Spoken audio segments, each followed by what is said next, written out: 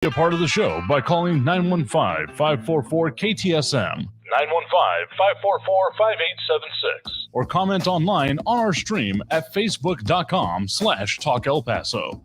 It's 4 p.m. Mountain Time, and that means it's time to talk El Paso with Andrew J. Polk. Thank you all so very much for joining us here for Talk El Paso, airing live on News Radio 690 KTSM. I'm your host, Andrew J. Polk. Thank you for tuning in, however you may be doing so, be it on air, online, live streaming through the free and reliable iHeartRadio app, or joining us over on the various social media pages we're up on these days, facebook.com/Talk El Paso, the Talk El Paso channel over on YouTube, Twitter at Talk El Paso, or twitch.tv, Andrew J. Polk. Some people are already tuning in and chiming in over on some of those, including Amber Banda with Rock On. Appreciate it. And Manda Mankanda, howdy to you as well. I give them over on the Twitch stream to appreciate that. Some of those dropping those likes and reacts, including Robbie Flores, Flaco Jimenez, James Holmes, and Monica Cervantes. Appreciate that, as well as all the efforts that it comes to our two main missions, which is having live local talk radio here in the borderland, because damn it, I think we deserve it, and also talking about the things that affect us right here, because as much as there has been a lot of focus on our region, the amount of reports I've got like alerts and things set up to see what is being said, what is being talked about, particularly when it comes to some of the major issues. Because if I just put in El Paso, I would never be able to stop reading some of the international stuff, particularly.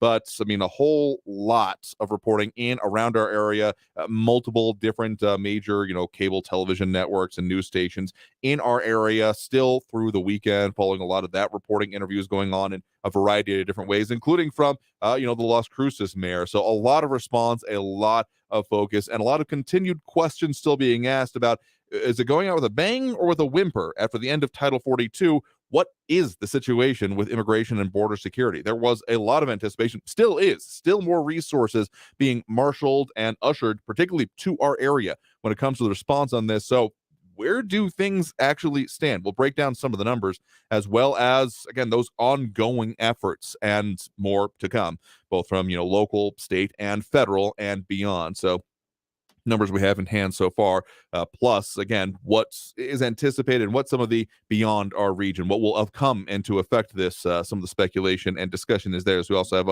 Willie Jenkins over on the Facebook. What up to you as well? Certainly. Thank you for joining us here. Bright and late. It's still bright out. Should be anyway. Getting longer in those days for the summer. And Matt Olson with the yo.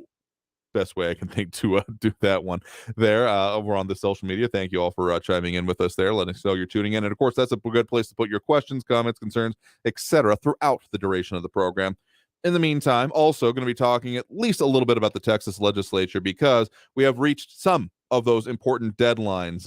If you're really following very closely some of those social media accounts for those out of Austin, you would have seen that we were at some of those second reading deadlines, meaning we're not at sine die just yet, the time frame when either it happens or it's not happening, which may sound like a bit like a tautology, but if it doesn't happen by then, it's not going to happen in this session, because this session is over. At sine die, I think the actual translation of it is adjourned without time to reconvene. So yeah, there is a whole lot going on there. And if you're here just to troll, know that simply no. If you're here to actually discuss the things going on here in the borderland, you're more than welcome to, as we are always every day, Monday through Friday, 4 to 6 p.m. But if you're coming in here with any assumptions about what you're going to be seeing, hearing, talking about, without even knowing about it or contributing particularly, just know you're going to be excused. It's simple as here. We got way too much more important stuff going on to do this foolishness. In any case, if you want to chime in again over on the social media, best place to do it. We'll take those phone calls a little bit later in the show, as we normally do. So, key question for today: with a bang or with a whimper, Title 42's end. And is there been a it's hilarious to say when a troll says, no, I'm not trolling, because what else would they say? But is it too soon to tell if the end of Title 42 has yielded the outcome that was being widely anticipated? Because, among other things, we have seen significant downward trends in the numbers. I mean, overall, it's kind of a mixed bag. One I will always direct people towards, because looking at these for yourself is key, going straight to the source information to actually make your determinations, including, the migrant situational awareness dashboard over on elpasotexas.gov/migrant-crisis. We did hit some high water marks over recent weeks, and there's more reporting and information on hotel operations, migrant shelter operations, transportation by Sun Metro, etc. And yet, some of the other numbers coming in do point to decreases, including from the Texas Tribune as of today, titled Border Migrant Encounters Have Dropped by Half Since Title 42 Ended, federal official says. And subtitle, federal officials say about 10,000 encounters with migrants per day at the U.S.-Mexico border before the emergency health order ended late Thursday. Since Friday, they've had about 5,000 encounters per day. So that's why I'm saying banger or whimper is kind of the way it's being talked about, but it might not be the totally accurate way to do so. Because sure, we're not talking about, the 10,000 a day that was being anticipated for this kind of materialized before the end of Title 42, almost a flipping of expectations, frankly. But it's not exactly over yet either. It's not exactly nothing either, I guess might be the better way to end up putting it. So speaking of this, the local numbers, the CBP in custody 7-day rolling average did set a high water mark for last week at about 56, nearly 5,700. And that does top some of the previous numbers we saw, like the third to last week of last year, with about 5,000 and change of the rolling 7-day average. So we've been a percentage above that part already.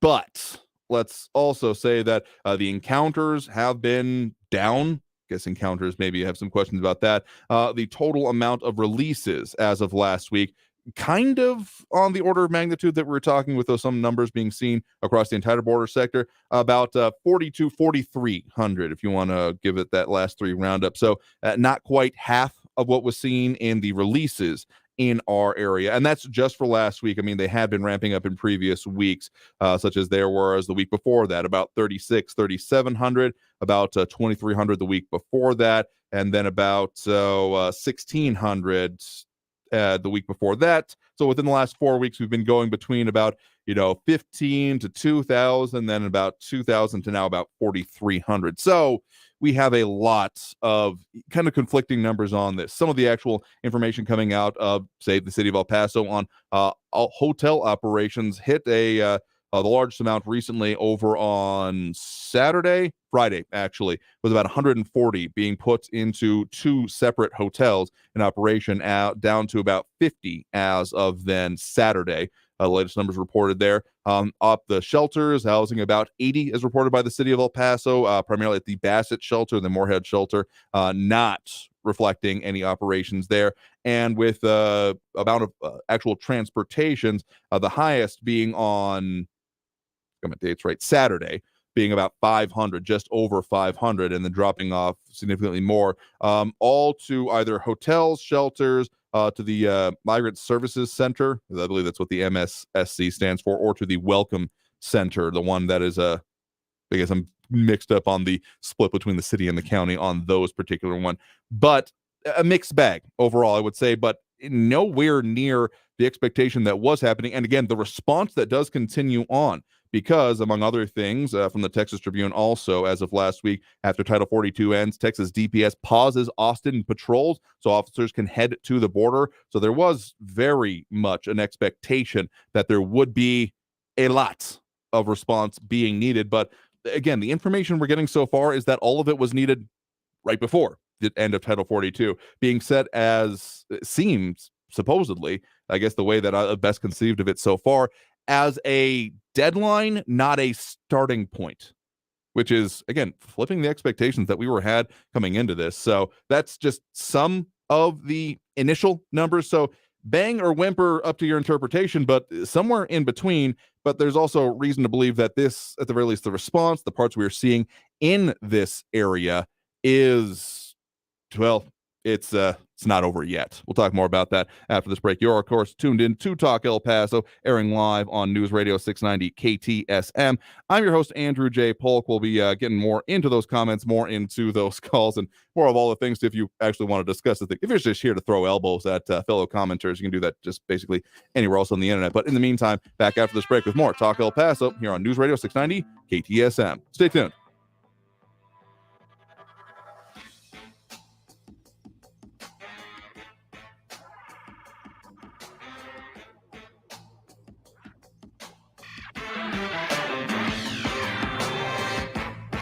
Traffic all day. News Radio 690.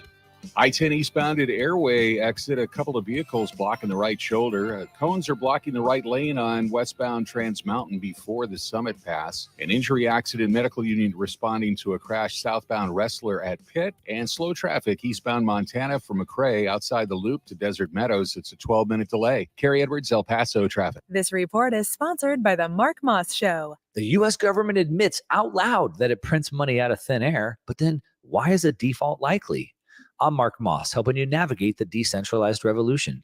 Listen to the Mark Moss Show on the iHeartRadio app, on Apple Podcasts, or wherever you get your podcasts. Hey, Sean Hannity here from my friends at Lone Star Transfer. If you felt like booking your timeshare was difficult in the past, you know it's recently been almost impossible. Now, most clients are shocked to learn that their timeshare is now available to the public, and that severely limits booking options. Many owners have also reached out, and they're upset that their yearly dues have nearly doubled during the maintenance fee season. Now, for well over a decade, our friends at Lone Star Transfer, a family-owned company, they have had the pleasure of helping thousands and thousands of people legally and permanently get out of their never-ending timeshare fees. Now, Lone Star Transfer guarantees the release of all liability to your timeshare in writing and in a specific time frame. Call my good friends for a free, no-obligation consultation. Write this down. Call today, 833-594-0075. 833-594-0075. They're online at LoneStarTransfer.com.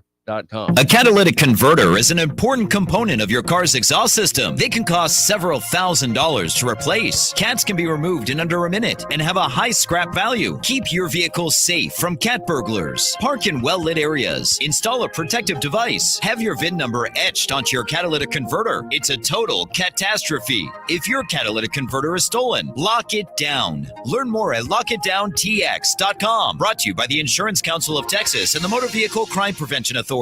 Did you know you can get your prescriptions for less at your local pharmacy? You can with GoodRx. It's the free app that can save you money on your medications. Just search for your prescription, choose the pharmacy and the price that works best for you, and then show your GoodRx coupon to your pharmacist at the drop-off counter. GoodRx works at over 70,000 pharmacies, including Walmart, Rite Aid, and Walgreens, and it works whether you have insurance or not. It's easy to save. Next time you drop off your prescription, check GoodRx. To start saving today, go to GoodRx.com. GoodRx is not insurance. Next Thursday, you will be caught in an extreme flash flood. Disasters don't plan ahead, but you can. Talk to your loved ones about making an emergency plan. Get started today at ready.gov/plan. Brought to you by FEMA and the Ad Council. News Radio 690 KTSM El Paso. Live from the KTSM AM 690 studios, it's Talk El Paso with Andrew J. Polk. To be a part of the show, follow on Facebook at facebook.com/Talk El Paso. Now here's your host, Andrew J. Polk.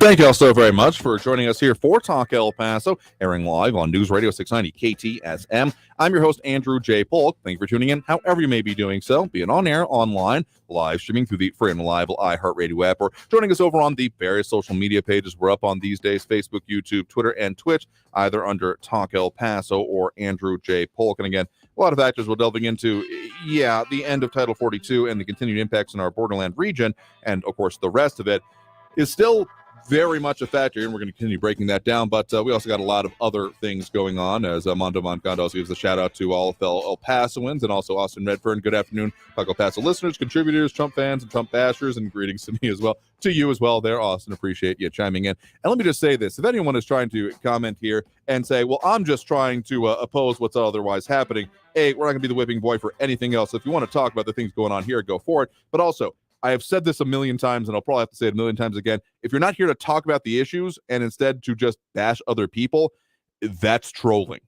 Plain as. So if you're not here to actually, like, if I can't tell what you stand for from your points here, chances are you're probably closer to trolling than not. I'm just going to put it that way. So sure, if you think that you're here to do something and you're not doing anything to actually achieve that, I'm going to tend towards thinking that you're not actually being sincere with any of it. Anyway, some more of the information coming out about what is going on with the end of Title 42. Some even national reporting going on. I mean, again, I saw cameras from CNN, Fox News, and probably a couple others, but it's a little bit hard to tell crews exactly as opposed to what ends up going on there because at least when it comes to national media, there's not a whole lot of like their trucks. There may occasionally be, but particularly in like our area and other regions, they'll often hire like freelancers who don't have branding on them. So you'll have to see the proof is in the pudding with the final product, so to speak. But personally saw a broadcast from like News Nation Now, Fox, CNN, among other things. So there's a lot going on there, but just some of the national reporting, including from The Hill. Their title here for today, Title 42 Mania Undercut by Drop in Encounters. And just read their first sentence here. The frenzy set off over the end of Title 42 has so far been a misfire as the policy's ends precipitated a pause, not a rush, in migrant encounters at the U.S.-Mexico border, specifically referring to some of the things going in, not necessarily just in our region, but they quote the Assistant Secretary for Border and Immigration Policy at the Department of Homeland Security, Blas Nunez Neto, saying that they've seen, again, that 50% drop, similar quotes going on with it. But that doesn't mean that the response so far is done, particularly in our area. Among other things, there are more troops expected to be coming to the border from our national news partners. The federal government is stepping up to stop a surge of illegal immigration at the southern border. A Pentagon spokesperson says that another 950 troopers will be arriving by the end of the month, with most headed to El Paso. That, of course, public health rule, Title 42. And since Friday, the Border Patrol is making about 5,000 arrests a day, again, across the entire border sector. And for the parts that we're seeing, again, the in-custody number is setting that new high water mark. So about 5,000 total for last week is the numbers that 5,000 and change. I'm sorry, 5,600 and change. Correction there. 5,000 was closer to the previous one. So that's still going on. And so with that continued response, and among other things, well, just from some more of the national reporting, quoting The Hill again here, Texas sends more migrants to vice president's house. Yeah, that's definitely still happening with some of the national and the statewide efforts on there. Governor Greg Abbott continuing that particular push. With some of the estimates saying that actually at the time, last week, it was Governor Greg Abbott tweeting that Texas had bused. Let me pull up the full quote here.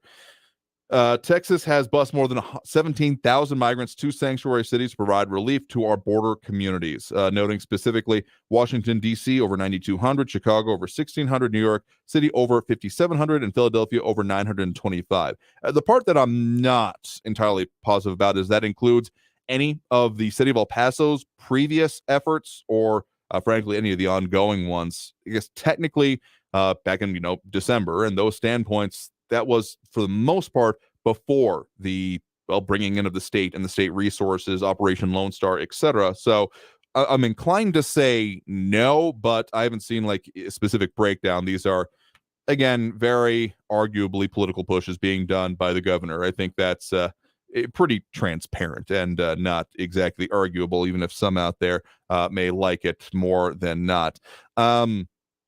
And so there's, a lot of operations and responses continuing on with this.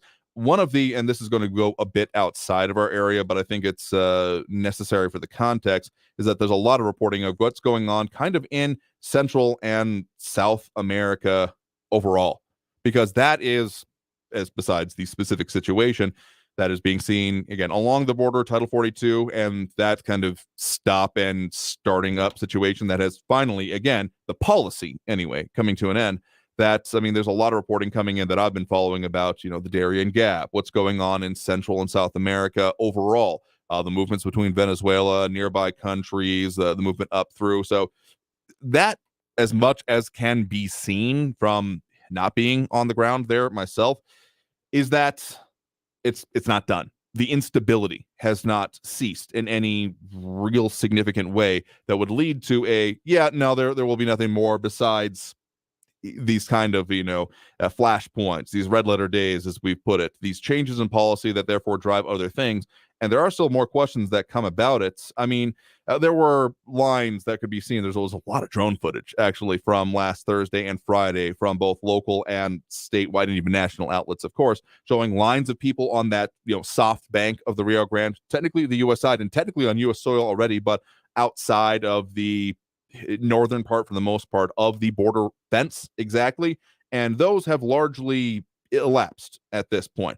And some more quotes coming in, like from El Paso's Mayor Oscar Leeser, again, speaking with the Texas Tribune, among other reporters, saying that, quote, "We actually had a very smooth transition as Title 42 lapsed, and we've gone to Title 8, and referring to, again, the immigration law that poses stiffer penalties on people who cross the border illegally. So, and there has been a smaller presence outside, like Sacred Heart Church, among other things.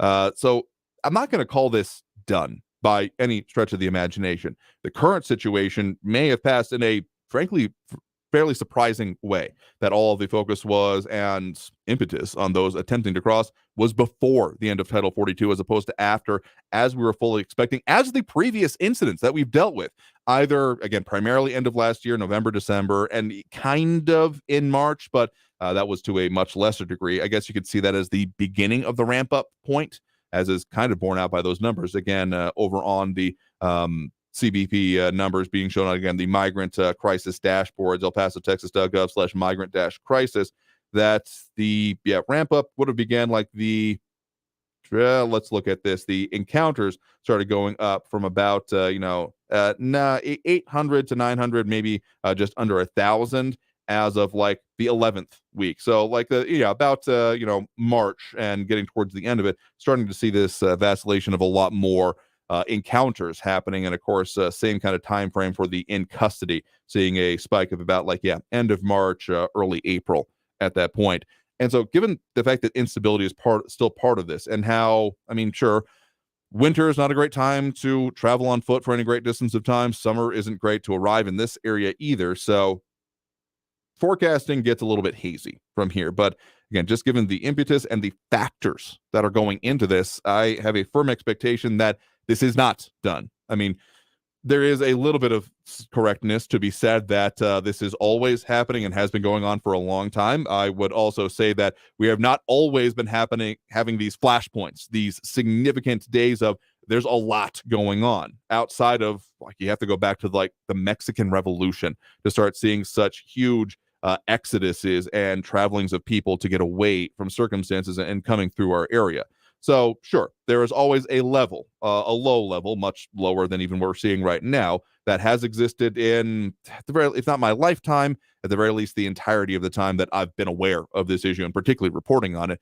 But the level that we're at now is fairly well unprecedented outside of like war times and the times when there have been conflicts driving people across to seeking to flee it, among other things. Like the Mexican Revolution, if you want to try to put a specific date on that, gets a little bit dicey. But those are just a few of the things going on and adding to this. I mean, there's a whole lot more reporting. El Paso Inc. This previous weekend on El Paso pastors provide migrants shelter and counsel on some of those level response, including more of the national reporting on what's driving those record levels. And that's probably a more important question as well, including the fact that there is still a lot of instability, not even just from a conflict side of it, but also economic, which can lead to further conflict, of course, within Central and South America. And then they have some of those great pictures showing the lines of people, again, on that soft bank of the Rio Grande, and kind of just highlighting what was happening right up to that. And so with the amount of people exiting various countries, I mean, Venezuela continues to be a part of it. So this reporting, I think, specifically from the New York Times, quoting a couple of things I want to mention here about the total number of Venezuelans who have fled since 2015 to 7.2 million, a quarter of the population of that country. That cannot be understated, I don't think. But then also just some of the false information that was going on out there. The New York Times noting a TikTok and posts under Titulo 42 or 132, I guess. They're more than 96 million times, with one popular post saying, May 11th, you cannot be deported. Title 42 has come to an end.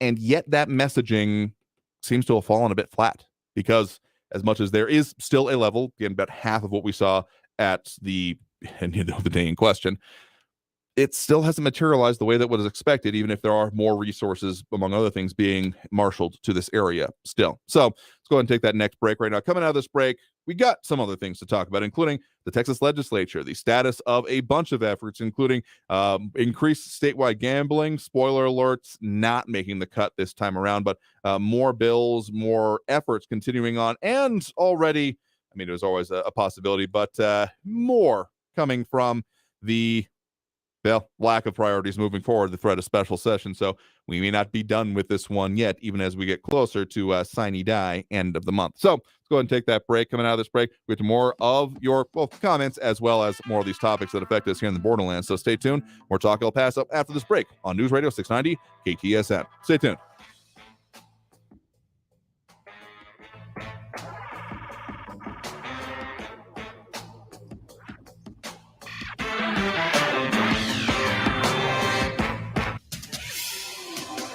El Paso's News Radio 690 KTSM. Hello, everyone. This is Robert Olguin with your KFOX 14 News Update. Crimes Against Persons detectives are investigating the death of a 3-year-old who drowned at a city water park. The drowning happened at Camp Cohen in northeast El Paso. The 3-year-old child was found unresponsive in a pool on Saturday. The child was transported to a local hospital, but then died on Sunday. No charges have been filed. El Paso police asking for the public's help in information in connection to a murder that happened in northeast El Paso back in April. Officials identified the victim as 27-year-old Daniel Antonio Mergil. Mergil was found on April 29th at 3 a.m. after he crashed a vehicle into a yard in the 5900 block of Amin. He was taken to the hospital and later died. The investigation revealed that Mergil had been shot. This has been your KFOX 14 News Update. I'm Robert Olguin. News Radio 690. Traffic all day.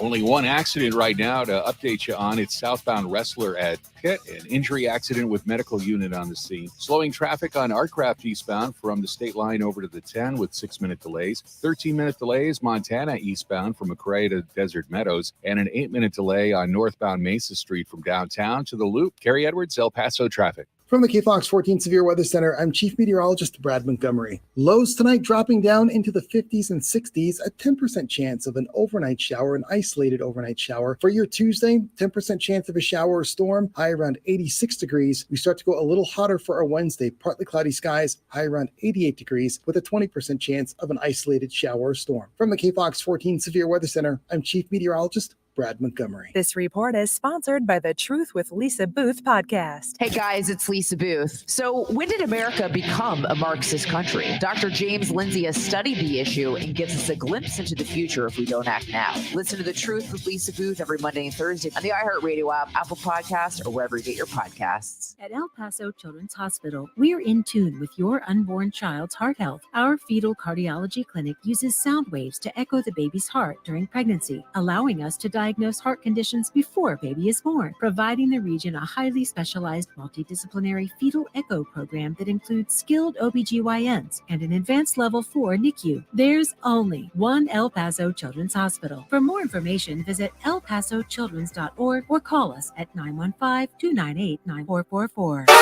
Hi, I'm Burt Ward, Robin from TV's Batman, inviting you to feed your dog natural, non-GMO, Gentle Giants dog and puppy food. Dogs eating Gentle Giants and following our special feeding and care program are living as long as 27 healthy, active years with a wonderful quality of life. Holy wow, 27 years! Think of all the extra years you could enjoy with your dog at Target, H-E-B, and stores near you. Try Gentle Giants cat and kitten food, too. For the local issues and discussion you won't get anywhere else, turn to Talk El Paso, weekdays at 4 right here on News Radio 690 KTSM, brought to you in part by the El Paso Community Foundation. Sound off on what matters to you, Monday through Friday, 4 to 6 p.m., and let's talk El Paso. Need to hire? Need Indeed. Their hiring platform makes it easy to attract, interview, and hire candidates in one place. Sponsor a job and immediately get a short list of quality candidates whose resumes on Indeed match your job description. Visit Indeed.com/credit. This report is sponsored by Indeed.com.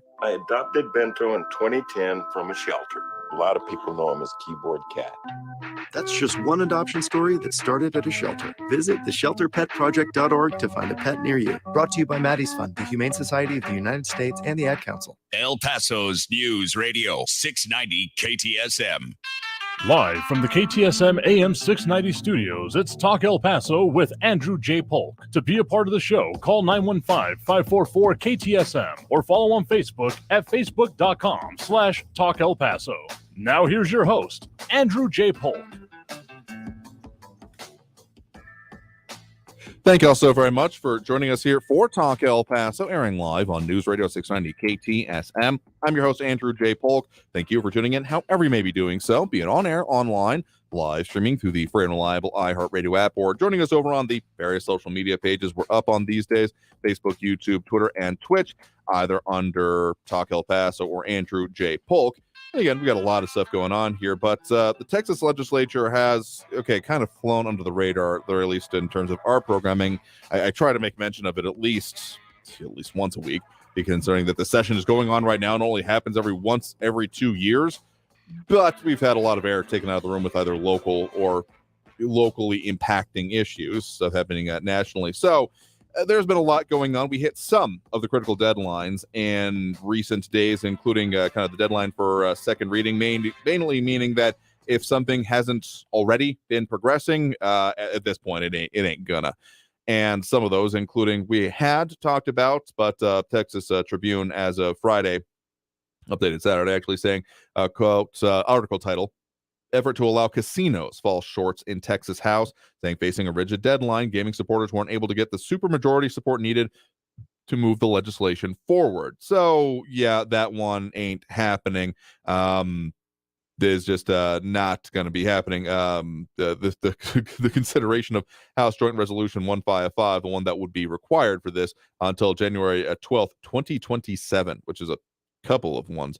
And similar type of things going on there, including until November, because it's just it wasn't looking good in the Senate, among other things, where just the priorities, the differences between the chambers, including, of course, Lieutenant Governor Dan Patrick, who is, of course, Lieutenant Governor, but also President of the Senate, or presides over it, just ain't making it through. So that goes for both sports betting as well as casino legislation. So there was a scramble attempt to do it, but it just didn't make it through. So that's one side note of something we had previously discussed. But more specifically, Governor Abbott, another article title as about over the weekend from the Texas Tribune as well. Governor Abbott threatens to veto pared down school choice bill, warns of special session.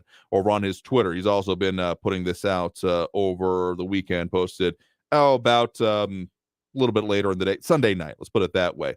You tweeted, quote, empowering parents to choose the best educational path for their child is an essential priority for this session. This was one of the major ones that was put forth in his, 6-7 emergency items, the ones he outlined during the State of the State address, among other things. So his full statement on this, as he was getting closer to it, again, what he called pivotal school choice legislation, saying, quote, empowering parents to choose the best educational path for their child remains an essential priority for this session. Majority of Texans from across the state and from all backgrounds support expanding school choice.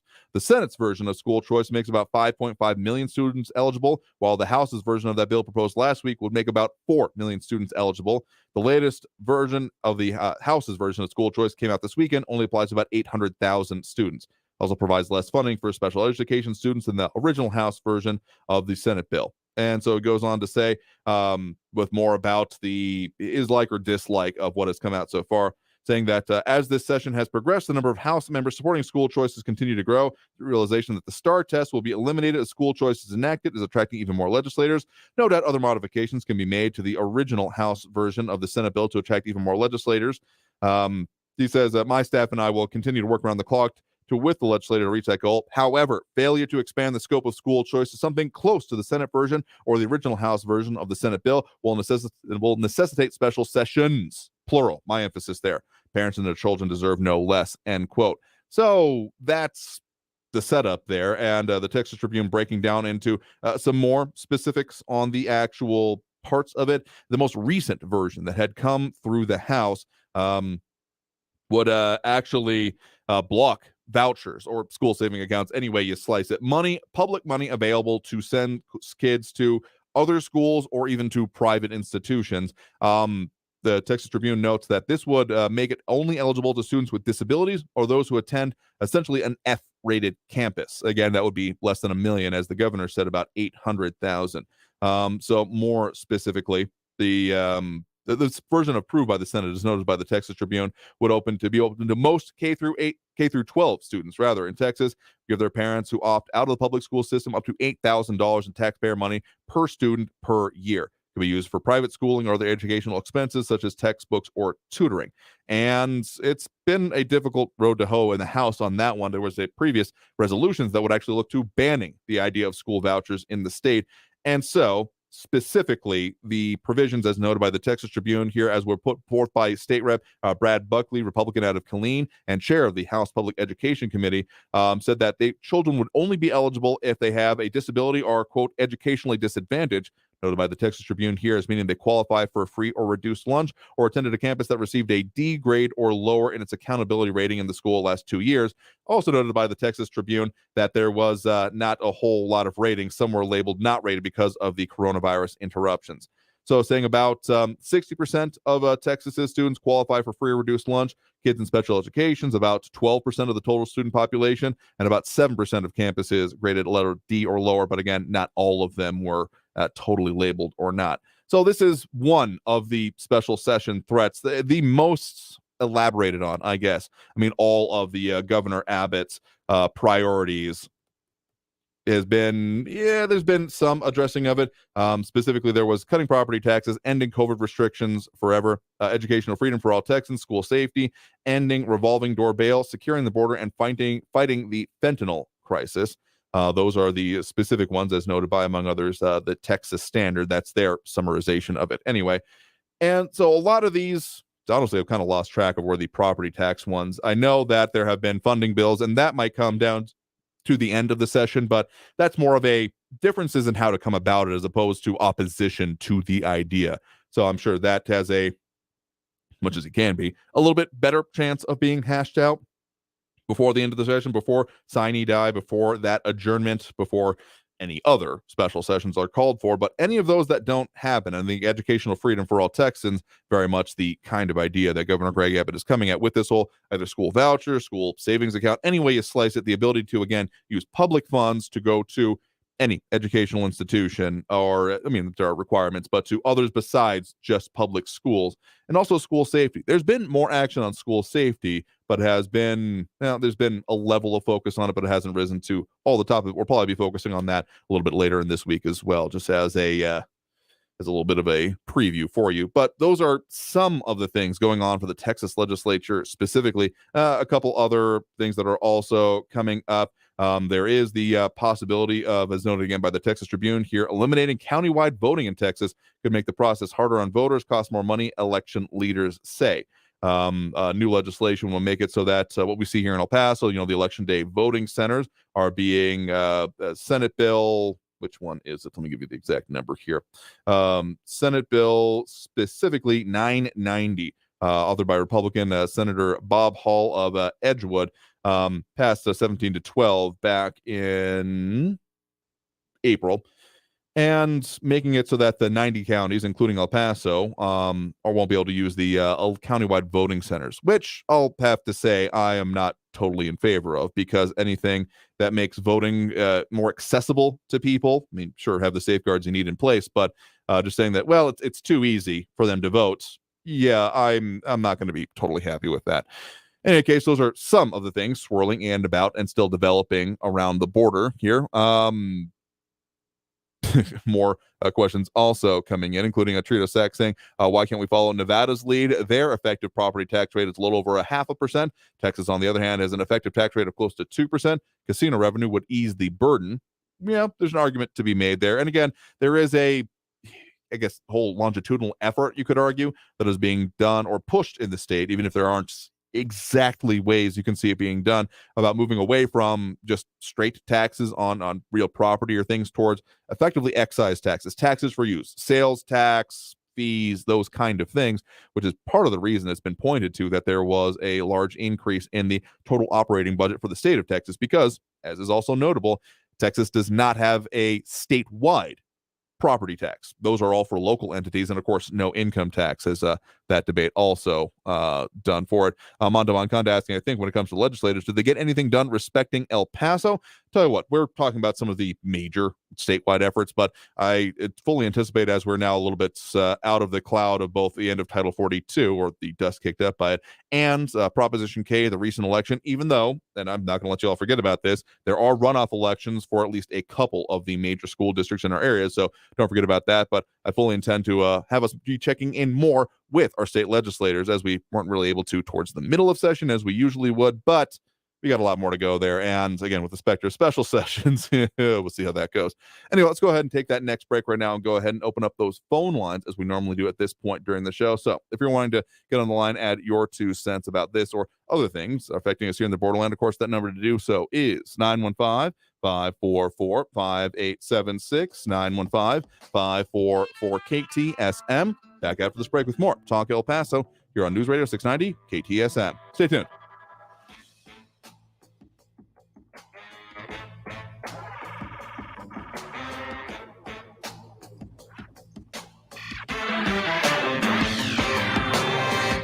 Hello, everyone. This is Robert Olguin with your KFOX 14 news update. Crimes against persons detectives are investigating the death of a 3-year-old who drowned at a city water park. The drowning happened at Camp Cohen in northeast El Paso. The 3-year-old child was found unresponsive in a pool on Saturday. The child was transported to a local hospital, but then died on Sunday. No charges have been filed. El Paso police asking for the public's help in information in connection to a murder that happened in northeast El Paso back in April. Officials identified the victim as 27-year-old Daniel Antonio Mergil. Mergil was found on April 29th at 3 a.m. after he crashed a vehicle into a yard in the 5900 block of Amin. He was taken to the hospital and later died. The investigation revealed that Mergil had been shot. This has been your KFOX 14 news update. I'm Robert Olguin. Traffic all day. News Radio 690. No freeway crashes to look out for in El Paso. Got an accident reported, Donovan Drive, Surface Street accident, Donovan Drive at Thorne. An earlier crash southbound Wrestler at Pitt. Heavy traffic on Mesa Street from downtown up to the Loop. It's a 12-minute delay. Slow as usual from McRae out to Desert Meadows. It's a 13-minute delay. Carrie Edwards, El Paso traffic. This report is sponsored by the Truth with Lisa Booth podcast. Hey guys, it's Lisa Booth. So when did America become a Marxist country? Dr. James Lindsay has studied the issue and gives us a glimpse into the future if we don't act now. Listen to The Truth with Lisa Booth every Monday and Thursday on the iHeartRadio app, Apple Podcasts, or wherever you get your podcasts. I'm Martin Hoke, the inventor of Navage Nasal Care, and I love Navage. I've told you about how your nose is the body's air filter, that Navage's powered suction will help flush out allergens, viruses, mucus, and germs, and that Navage will help you breathe better. But what do other people say about Navage? Like Ricardo, quote, "This is one of the greatest inventions ever. I know this may sound like I'm exaggerating, but this sucker is amazing. The first time I did it, I couldn't believe what came out of my sinuses. I could breathe with ease. My wife just bought one too. Thank you for this product," unquote. He's one of over 100,000 online reviews praising Navage, the all-natural solution trusted by over 3 million people to help you breathe better, sleep deeper, snore less, and stay healthier without drugs. Navage is available at Walmart, CVS, Walgreens, Target, Rite Aid, and online.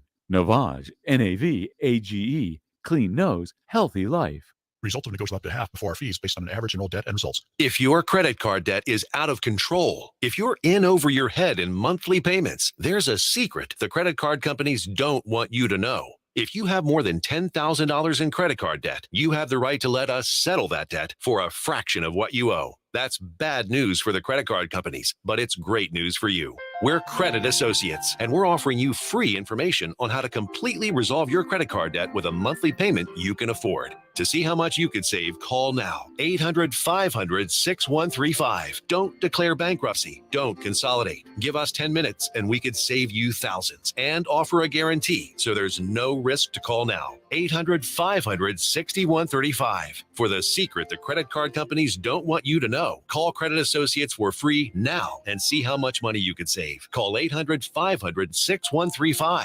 800-500-6135. Need to hire? Need Indeed. Their hiring platform makes it easy to attract, interview, and hire candidates in one place. Sponsor a job and immediately get a short list of quality candidates whose resumes on Indeed match your job description. Visit Indeed.com/credit. Hip, knee, or back pain? See if Arch Supports can help you at the Good Feet store. News Radio 690 KTSM. Live from the KTSM AM 690 studios, it's Talk El Paso with Andrew J. Polk. To be a part of the show, call 915-544-KTSM or follow on Facebook at facebook.com/Talk El Paso. Now here's your host, Andrew J. Polk. Thank you all so very much for joining us here for Talk El Paso, airing live on News Radio 690 KTSM. I'm your host, Andrew J. Polk. Thank you for tuning in, however you may be doing so, be it on air, online, live streaming through the free and reliable iHeartRadio app, or joining us over on the various social media pages, Facebook, YouTube, Twitter, and Twitch, either under Talk El Paso or Andrew J. Polk. A lot of people dropping those likes and reacts. We do appreciate it, including Sean Gardner, Jim McCravey, Ida Beza Gardner, Amber Banda, Robbie Flores, Flaco Jimenez, James Holm, and Monica Cervantes.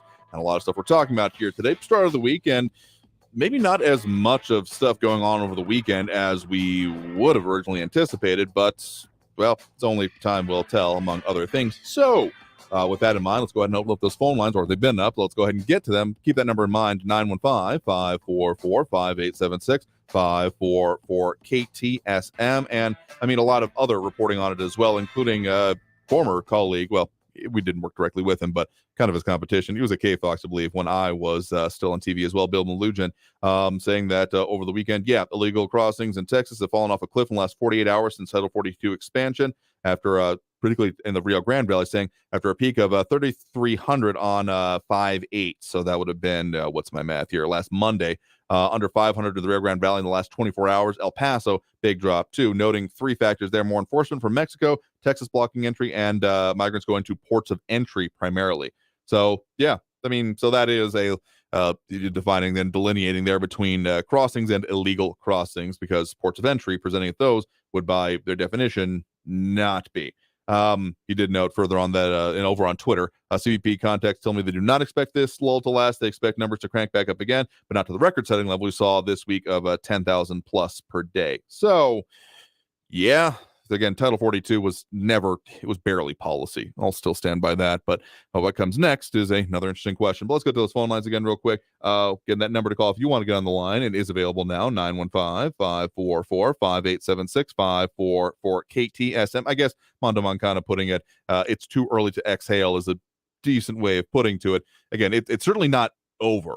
Like, the situation has not ceased. The core issues behind it, even if this policy or the lack thereof has elapsed, doesn't mean that some of the impetus behind it is there weren't a lot of people coming here just because, oh yeah, it's at upper rural life because we heard about the end of this policy. That's not the back end of it I've been hearing anyway. But we do have Raul in the Northeast in line with us here right now. Raul, thanks for joining us.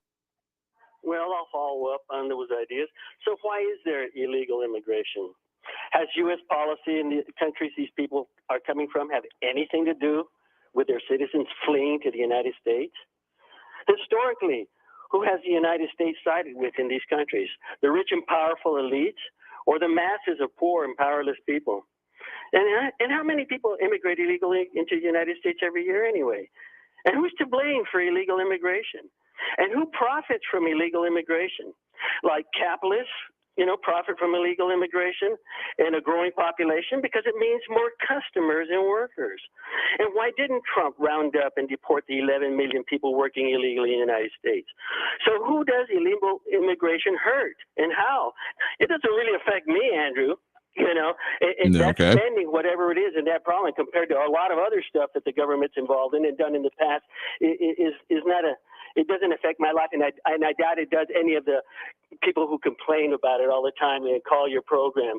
There's millions of job openings right now, and we have historically super low unemployment, especially for blacks and Latinos. And supposedly there's millions of Americans who do not want to work. And And, anyone who doesn't want to work, unless they have money, they have a very low standard of living that I wouldn't be interested in. Now my point is that most plutocrats don't have a problem with illegal immigration and direct their purchased politicians with laws and enforcement that they want. And the plutocrats, like the ones who own our local energy monopoly, El Paso Electric, like that kind of money and power. And that's what they got in Washington, D.C. and in state capitals and even in cities with the campaign contributions to the politicians of their choice and the contracts, the city contracts and county contracts they get in return, and then the ability to pretty much shape the policy for communities that they are in.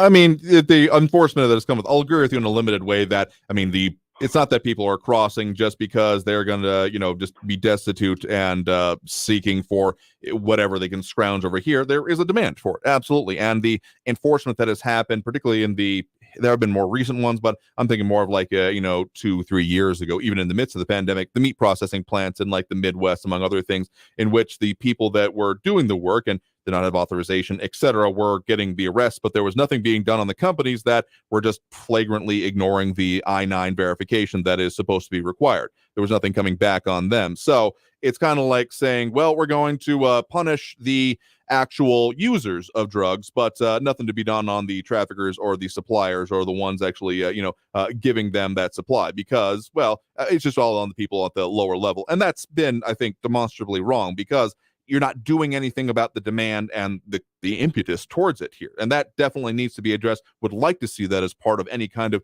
comprehensive immigration reform, which is still seeming like, unfortunately, way too close to a pie in the sky idea than anything coming towards reality as much as it is needed. We keep seeing administrations, successive ones, putting policy in place through executive orders as opposed to anything responsive laws-wise. This is well-worn territory at this point here. But to also say that, it's not that big of an issue here. If you're unbothered by it, okay, that's fine for you. But the amount of resources, impacts. We've shut down streets here in El Paso. We have shut down public services, the trolley, among other things, even outside of any of the monetary concerns about it that were already being discussed here. So to say that there aren't many impacts from this, at a level, immigration can be managed. Absolutely. Even the, unauthorized people doing illegal crossing, that part of it. But to say that, this is fine, seeing these, situations when resources are overwhelmed, I can't believe that you would say that this is totally a good thing either. No, it's not a good thing. It's by any stretch of the imagination. But the impact on me of that is less than having a monopoly here in town that controls the energy for our community and the pollution that emanates from their business and the whole thing around that, the whole thing around climate change. It has a lot bigger impact on our community than what these illegal immigration people have. And for other places, for sure, places that have been hit by hurricanes and tornadoes and all kinds of natural disasters that require government to do it. And if we're not going to be redoing it again, like anybody who decides to rebuild in a place where they've been flooded out, that's kind of crazy. I don't see why anybody would want to lend them money or why the government anybody would want to insure them or why the government should try to help them. They need to move. There is mass migration happening now because of climate problems in countries. There's countries, islands that are going underwater. It's not a hoax. Don't look up. It's not the sun, and it is human driven. It's by all the pollution that humans do, and that's again the capitalists. The capitalists don't care about that. They just care about profit. They care about power. And if they pollute, well, hey, that's just the cost of doing business, and the cost of progress. That's the way I look at it. And they sell people on all kinds of myths and fantasies, like Trump did, and got a bunch of people to attack our capital to stage a coup. And there that is, of course, was surprised that we weren't going to get there today. But so we've got to take that break right now. The whole tragedy of the commons that you're bringing up there as I think more is coming out about that. But too, we've got to take that top of the hour break right now. So thanks for the point and the call for what it's worth. But coming out of this, we'll get more calls, more issues, more discussion on the line here. So stay tuned. More Talk El Paso after this quick break and the top of the hour news here on News Radio 690 KTSM. Again, that phone number 915-544-5876. Back in a minute.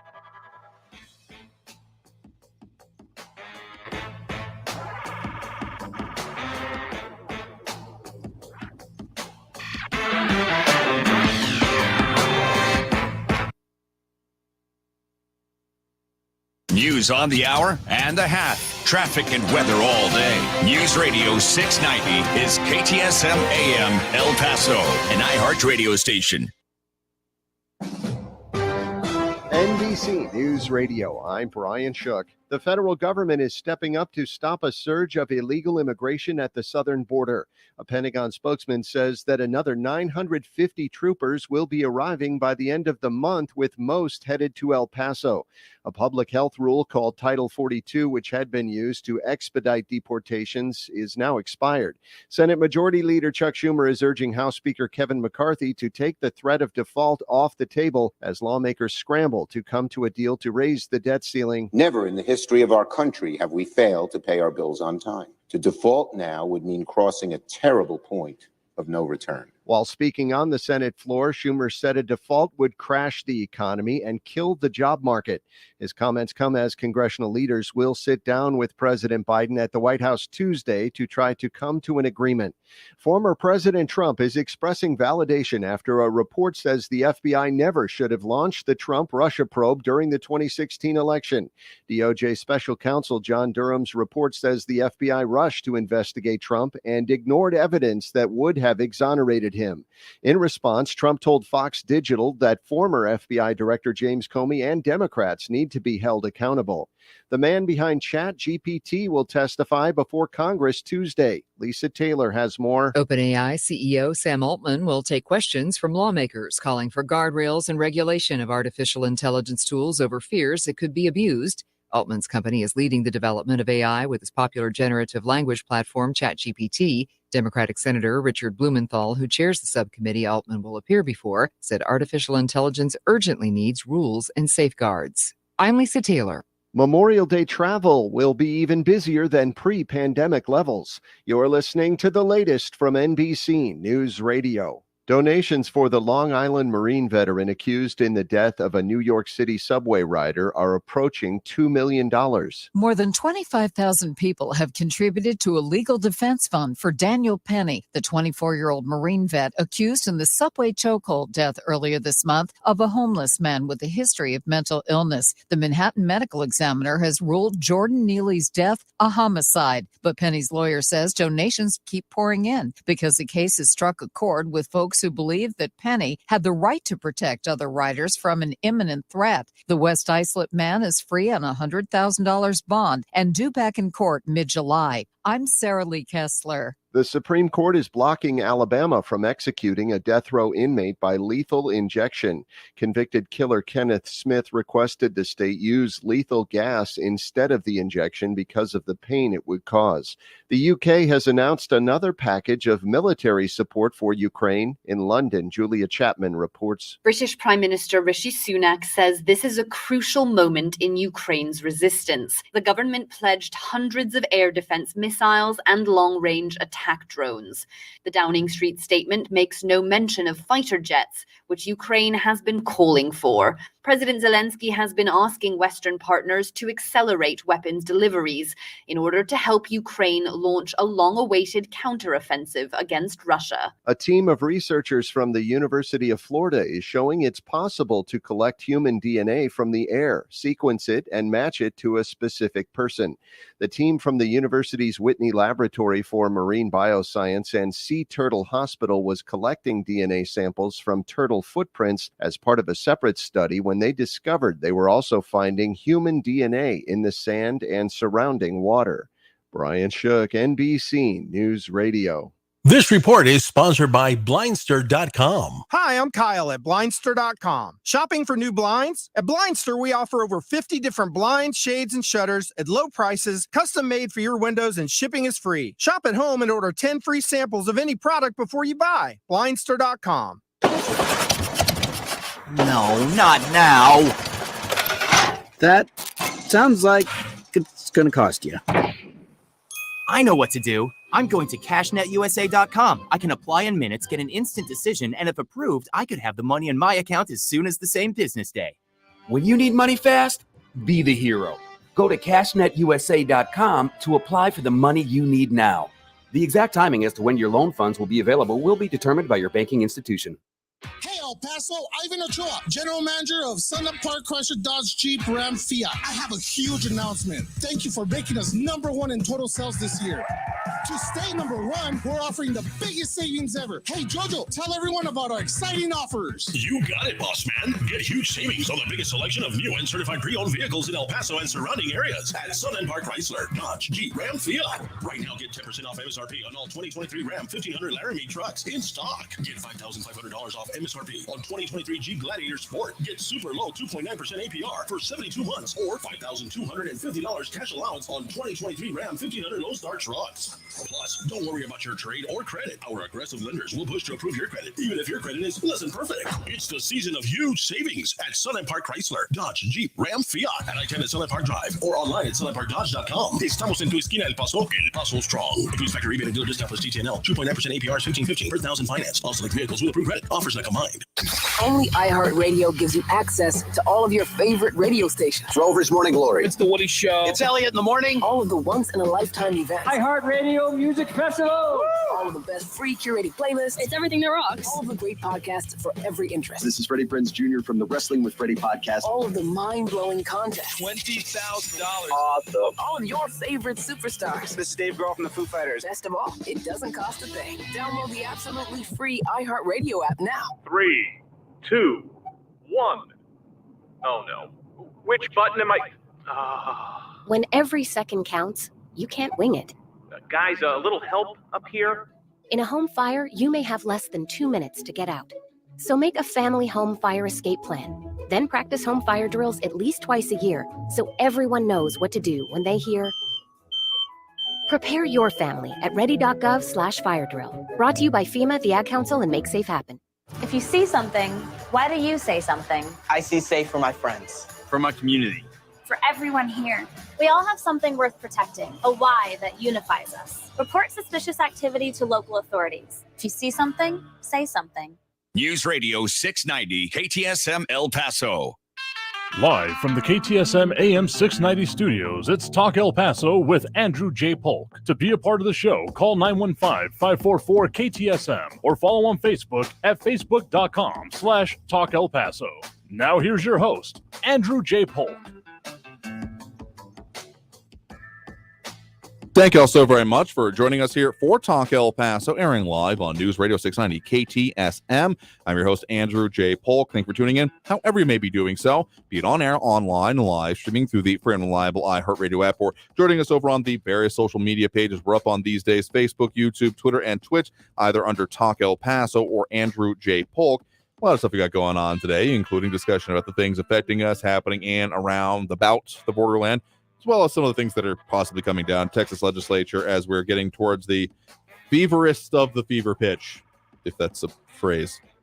I think it fits because we're getting very close towards the down to the wire, but there may be more jumps and hoops to jump through as we look at more of it. So let me just say, if you're quoting me as saying things that I've never actually said because you're not actually quoting me, good luck to you, and showing your lack of seriousness as a person and why you're just interested in upsetting people, which is trolling. Anyway, if you actually want to discuss the things that affect us here in the borderland and tell us like what you stand for, that phone number is, of course, open 915-544-5876, 544-KTSM.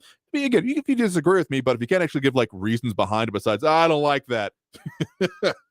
Good flipping luck, my dude. Anyway, we have, again, that phone number, 915-544-5876, 544-KTSM. We have Jerry in the Northwest on the line with us right now. Jerry, thanks for joining us.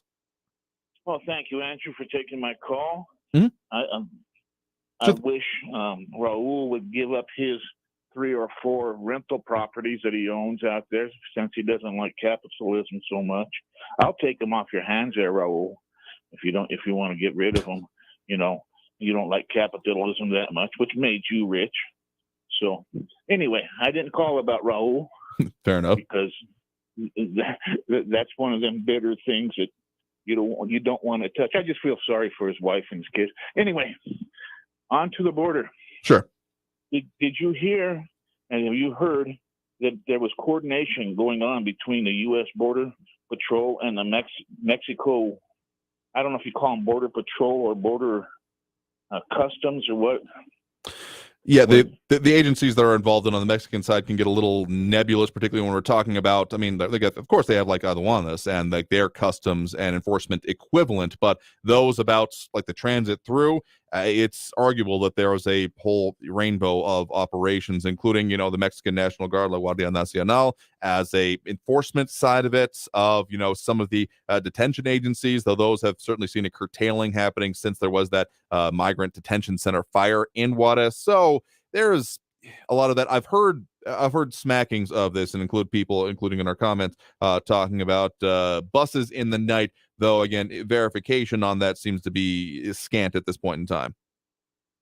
Yeah, it's not verified yet, but there have been individuals, reporters on our side, that have talked to the Mexican side Border Patrol equivalent, that say that they have a thing on WhatsApp, a secured message system where they speak with the American Border Patrol. And whenever the American Border Patrol says, okay, you can send the next group because we just finished processing this group, they would send the next group. That's why you see them long lines on TV, and they're filing by our reporters. But our reporters are not smart enough on this side to ask, why are these being filed through? What happened to all the commotion going on when they were storming or trying to overrun the bridge and stuff like that? How's come it got all calm all of a sudden? There was a system set up, Andrew, to where they're allowing the immigrants in, but it's coordinated between our side and the Mexican side Border Patrol equivalents. And I get what you're saying, and I've heard a little bit on this. Again, that starts getting a bit anecdotal, just to be honest with you. But I wouldn't be surprised. Let me put it this way. It's not anecdotal, because what is the reason for migration in our nation, in any nation? Is migration built to benefit the migrants or the nation they're going to? Ideally, it would be both.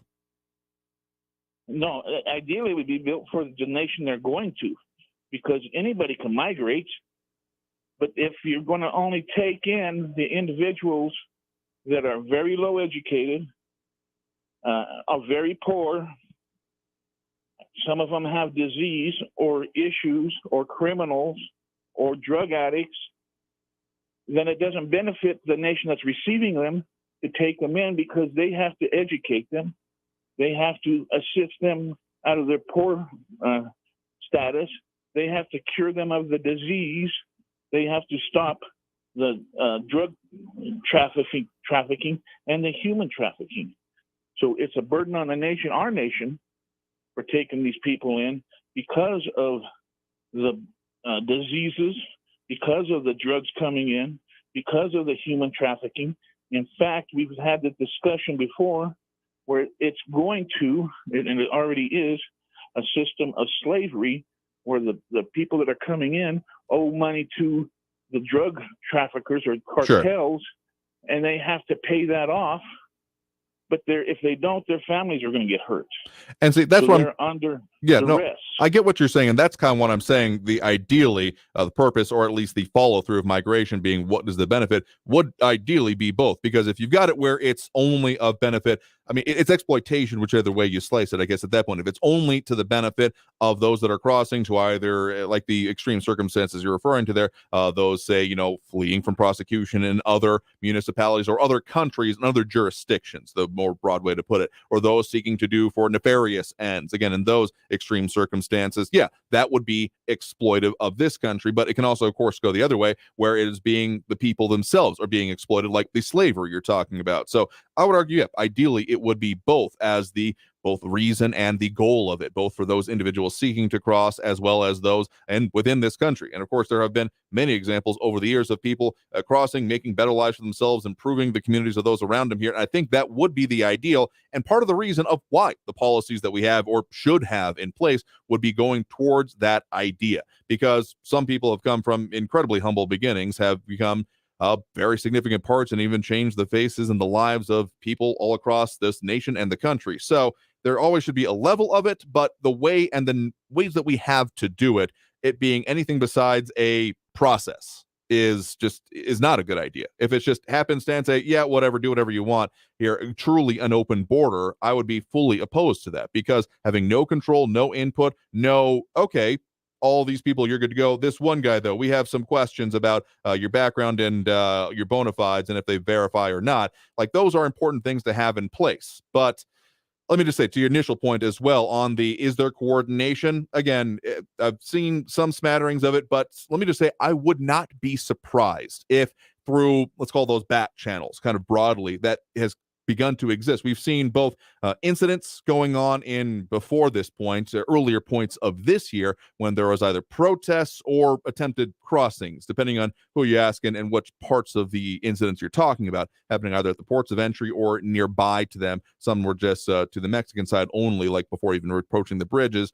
But there was also another one, I think it was either a state trooper or some U.S. law enforcement that pursued someone into Mexico and ended up being briefly detained by them.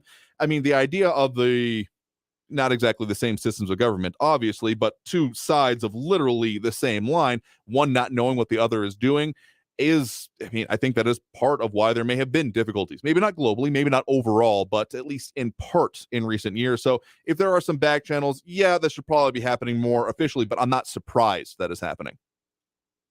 Well, you're correct on a few of those assumptions, but it's also illegal because they're allowing everybody in without vetting them. And that's the reason why that judge put a stay on releasing them people without vetting them or going through, without giving them the papers. Yeah, the summons to appear. That's an open gate policy right there. No matter what Mayorkas said, that's an open gate policy. When the barn door opens and the horse can get out, it's an open gate policy. I mean, yeah, literally there were gates that were open there. And this is an assumption I'm making. There's nothing specifically I can point to besides the reality of the situations we've been in previous weeks, that there was a pressure relief valve aspect of that. I mean, I was hearing from people even before we got to last week that they were driving by, seeing it. Wasn't able to see it by myself in the times I was in the area, but of gates being open and people being processed through. I mean, we were seeing parts of this before that because, and I kind of talked about this in last week specifically, that there was, all of this comes down to a capacity issue. So I don't know, maybe there's other ways to put it as the opposite of 2 weeks to flatten the curve of doing pre-processing and as opposed to waiting for it all to come through then. So there's, I maybe get it, even if there are, issues with the way it was being done that led to, those court cases and decisions, among other things. Yeah. Okay. Well, that's enough on that one. And now we have a bill that's went through the Congress to help plug the hole, basically. SB 2, I think, right? Or HB 2. Okay. Yes. But we're having people say that it's not good enough, so they're not going to vote for it, or it does this so they're not going to vote for it. But it's a start. They're always saying, let's negotiate, but they refuse, especially the opposite side, refuses to even look at it and consider it because they think that it's nothing but racial. And it's not racial. We got to stop the leak in the boat before you can start bailing it out. There are, I firmly stand behind the idea that even though a lot of people out there that say, to enforce the laws that we have, which sure, there's an aspect of that, but also the systems we have in place, and to a large extent, some of the laws we have are not as responsive to the current situation. None of the ones that were written 30 years ago, as most of them were in regards to the asylum change in this. We've changing tactics, changing mechanisms, changing patterns of migration, that I don't think that just relying what is on the books is going to be sufficient to see this through. At the very least, what we've seen being done by previous and successive administrations have not been enough. I think there's not really any argument on that this situation, even from those that there are others that disagree with, and previous callers saying that no, this has not been a good or particularly viable situation. So things need to change with this. Some can come from just the decisions, but I still put a lot on Congress, even if that's going to be a long process, I expect. Yes, but we have to start somewhere. So why not start with this bill that they have to stop the leakage in the boat, put the plug in the hole, right? Build the fence, build the wall, and then from there we start bailing out or identifying what needs to be saved and what needs to be thrown overboard. or kicked out. Yeah. Does that make sense? No, but I get what you're saying here, and again, the aspects of it, and again, the comprehensive solution that I would like to see still seems fleeting, but dealing with both aspects of this, the back end, the laws, the processes that go through this, and the resources that frankly are needed for it, along with the, again, security and particularly informational efforts that I would like to see. These all need to happen. I would love for them to all happen at once. I'm not going to hold my breath on that. Andrew, you need to put the fire out on the house before you start rebuilding it. You can't rebuild the house when a damn thing's on fire. No. So put the fire out first. No, fair enough. Well, we'll see what comes through this Congress. Right. I still remain dubious on that. All right. Well, we'll find out, and our kids, grandkids will definitely find out. Thank Certainly. you, sir. All right, Have sure a thing. good day. Appreciate the point in the call. You have a good one there. All right, and with that, let's go ahead and take that next break right now. Coming out of this break, we got more callers in the line, and if you want to get on there as well, of course, that number to do so is 915-544-5876, 915-544-KTSM. Back after this break with more Talk El Paso here on News Radio 690 KTSM. Stay tuned.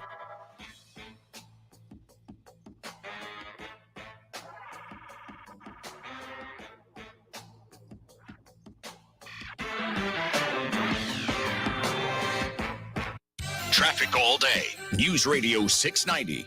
No major wrecks on your El Paso freeways right now. Just seeing some congestion blocking the right interchange ramp on I-10 westbound at the 54. Heavy traffic, Mesa Street from downtown up to the Loop in the Upper Valley. That's a 12-minute delay. An earlier crash reported Donovan Drive at Thorn Avenue, and roadwork is done for the day on South Zaragoza at George Dieter. All lanes are back open. Carrie Edwards, El Paso traffic. This report is sponsored by Indeed.com. Need to hire? Need Indeed. Their hiring platform makes it easy to attract, interview, and hire candidates in one place. Sponsor a job and immediately get a short list of quality candidates whose resumes on Indeed match your job description. Visit Indeed.com/credit. I'm Martin Hoke, the inventor of Navage Nasal Care, and I love Navage. I've told you about how your nose is the body's air filter, that Navage's powered suction will help flush out allergens, viruses, mucus, and germs, and that Navage will help you breathe better. But what do other people say about Navage? Like Haley, quote, "Navage is the best thing I bought. I love it. My nose feels so clear now and I can breathe. I've been struggling with a stuffy nose for weeks. I bought Navage and it's amazing." Or this one, "I use Navage every night, could not imagine life without it. I have 5 cats, and before I found Navage, I was a clogged mess. Now I breathe so much better," unquote. Those are 2 of over 100,000 online reviews praising Navage, the all-natural solution trusted by over 3 million people to help you breathe better, sleep deeper, snore less, and stay healthier without drugs. Navage is available at Walmart, CVS, Walgreens, Target, Rite Aid, and online. Navage, Navage, clean nose, healthy life. 2 guys drove to work. Neither guy wore a seatbelt. One guy got a ticket. One guy didn't. The same 2 guys drove home. One guy wore a seatbelt. One guy didn't. One guy made it home. The guy not wearing his seatbelt didn't. Don't risk it. Click it or ticket. Paid for by NHTSA. Finding great people to hire can be like trying to find a needle in a haystack, but not with ZipRecruiter. Their powerful matching technology delivers so many qualified candidates, it's like finding a needle in a needle stack. In fact, 4 out of 5 employers who post on ZipRecruiter get a quality candidate within the first day. For less hay and more needles, head to ZipRecruiter. And right now, you can try ZipRecruiter for free. That's right, free. At ZipRecruiter.com/free. That's ZipRecruiter.com/free. Freedom of speech lives here. To me, freedom of speech is being able to say anything you want. El Paso's News Radio 690 KTSM. El Paso's News Radio 690 KTSM. Live from the KTSM AM 690 studios, it's Talk El Paso with Andrew J. Polk. To be a part of the show, call 915-544-KTSM or follow on Facebook at facebook.com/Talk El Paso. Now here's your host, Andrew J. Polk.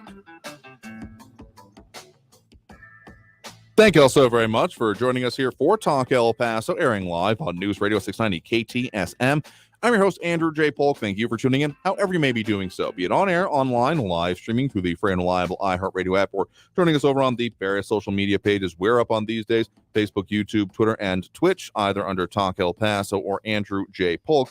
A lot of comments coming in, and just as a note, if you're posting spam, yeah, that's just going to get an immediate ban there. Haven't had to do that much lately, but in case anyone saw that pop up, that's why. Other comments coming in, including Amanda Von Khan, said, let's put COVID behind us, please. I know I mentioned the whole 2 weeks to flatten the curve, not as a talk about that policy, but I guess maybe a version of some of the apparent reasoning, I would say, is behind what has been going on in previous weeks. But other comments coming in, including a Buddy V over on the YouTube page saying the asylum seekers are still getting vetted. You know this from the migrants themselves. That was, of course, part of the decision coming out of that Florida federal judge saying that there could not be the release on parole before processing was happening.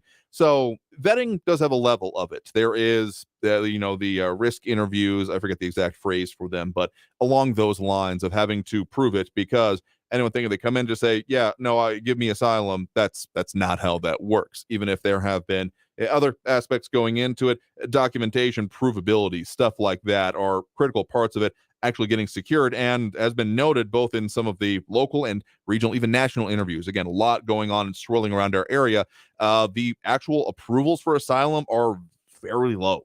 So anyone hoping to get it, but of course we do have this situation in the system where some of these actual, court dates, them showing up before the immigration judge to fully argue their case after getting the initial, do you even qualify interviews, kind of the level you're talking about, can take and has been going on years. So, and Amanda Moncada asking about it. Yeah, I'm still actually doing that fella health thing. I haven't been hearing much on it on air lately, but that's still going on. I am down about 20 pounds there as of now. So it is got some things going on in the back. We're always doing stuff on the back end, even if it doesn't totally come out on air. Anyway, let's go ahead and get back to those phone lines now. One more comment I'll say here is that Blanco Jimenez says it's all a common sense issue, but certain people want illegal immigration. I mean, we mentioned that there are literally organizations that benefit and have benefited directly from this without even facing much legal consequences. And I got to say, part of a comprehensive reform that would have to be included in it as well. So let's go and take that next caller on the line here. Again, if you want to get on the line, phone lines open now, 915-544-5876, 544-KTSM. We do have Andrew on the west side here with us right now. Andrew, thanks for joining us. Yes, thank you very much. Sure thing. What's on your mind? Back in 2020, candidate Biden said immigrants should search the border and seek asylum. Yeah, there have been a lot of statements about the process and possibility of this, including, again, the very not at all strong-throated don't come kind of statements. Though I do have to say it seems like something has shifted in terms of the communication. Maybe it can be attributed to what the previous caller was talking about, the coordination between sides of this, even if some of the ways that is being accomplished or the follow-through is being seen as not totally up to snuff. It seems like the major part that I've been dealing with has been the messaging. And I guarantee you it may not have been the biggest one, but lines like that have certainly been used by the cartels and their propaganda machine on this to say, oh, no, you can totally go. Even if there were examples that were being quoted online around this. Again, the Titulo 42 messages, the hashtag on that on a Spanish language TikTok saying that, yeah, no, go now, you won't be deported, it's all good to it. That still hasn't materialized. So it does make me wonder what has changed now that might not be totally apparent. Well, correct. You're correct in that. But a lot of these people are, seeking asylum to escape poverty. And that's the message I think that they're getting over there. Come on over. You got a chance. It'll be years before you have your court date. I mean, sure, and there is an aspect of that. There's supposed to be, tracking, but even, regional Democrats on this, of course, Henry Cuellar, one of the examples I keep pointing to, because he was also in the news recently as of last week, saying that, of course, that isn't happening. I mean, I don't know how tracking would be established or expected to be. It's certainly not putting on ankle monitors onto everyone awaiting court dates forever. Among other things, those apparently cost the person who has them in order to have the right to not be in a actual detention facility, like $400 to $900 a month. So I know that is not being employed en masse, even if I have heard about maybe a pilot program or two. Yes, it is. It is very expensive.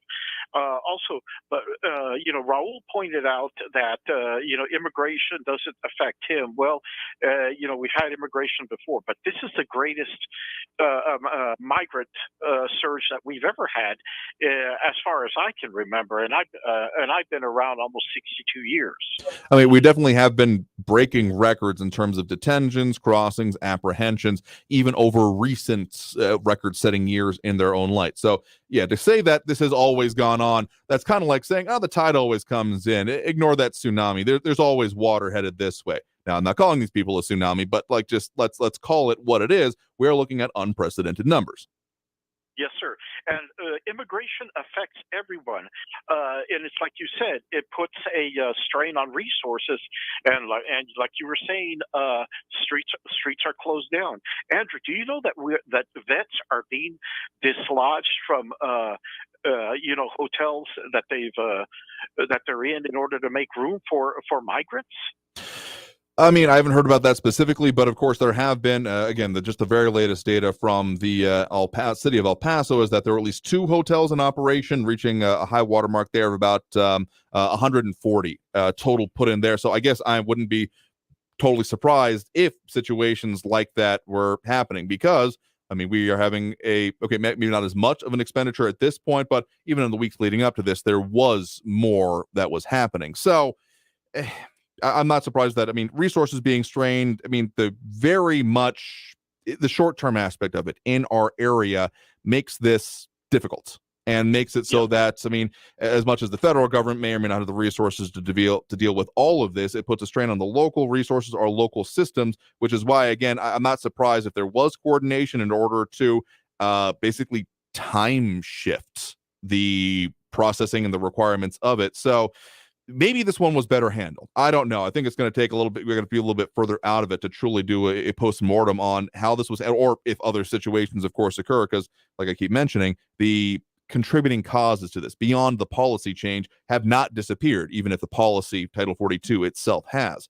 So I think only time will tell. But if there are people that are having other impacts on them just because of, the public dollars that are being opportunity costs, so to speak, to put that semi-callously now that I think about the way I said that, I mean, they certainly exist. Correct. Well, what surprised me was I think it was Oscar Leeser. Correct me if I'm wrong, but receiving all this money from the federal government, he said, "Well, it's not going to cost our taxpayers anything. This money is coming from the federal government." Well, don't we pay income tax to the federal government? I mean, yeah, I think what he probably meant to say wasn't, not to try to put words in the mouth, was but like local taxpayer dollars, because there has been prepayments to, at the very least, I do believe, primarily the county, but also certainly the city, even if there is still, and they need to update these numbers if they're not the case anymore, about $137 million still pending in reimbursements to the city. Again, that's according to the only information they're putting out on that elpasotexas.gov/migrant-crisis. But yeah, it's still public money. So if it's not local coffers being depleted in order to deal with this, okay, fine, I would call that a good thing. But to say, I mean, it comes down to the whole no free lunch type of analogy, that sure, we paid into this and maybe we see our money's worth out of it, and yet again, opportunity costs, so to speak. Yes, sir. It's coming out of our pockets one way or another. And, Raul seems to, attack capitalism quite a bit. But, it's baffling that the plutocrats exist in both parties, and even in the Democratic Party. And also, him attacking capitalism, he benefits from capitalism. We all benefit from capitalism. He even more so as a financial advisor, Andrew. Yeah, I would say that saying that you've lived a comfortable life and therefore you don't like the system that did that level of analysis doesn't make sense to me. But I will say that there are certainly improvements. At the very least, what I'm talking about here as an idea of unrestricted capital seeking, of there being, exploitation of people not being considered is a bad thing. Because if we're not making it viable and possible for people to live out, the pursuit of life, liberty, and the pursuit of happiness, it's not going to work out well in the long run. And we can see more of those, the common criticisms of it, rich get richer and poor get more destitute is not a good trajectory, and one that should be avoided if at all possible. Well, I understand, but we have evolved. We have come a long way from the days of Henry Frick and other individuals of his ilk. But anyway, Andrew, I turn the mic over back to you. You have a good day. Yeah, sure thing. Appreciate the point in the call. You have a good one there as well. Likewise. All right, and with that, we'll go ahead and take that next break right now.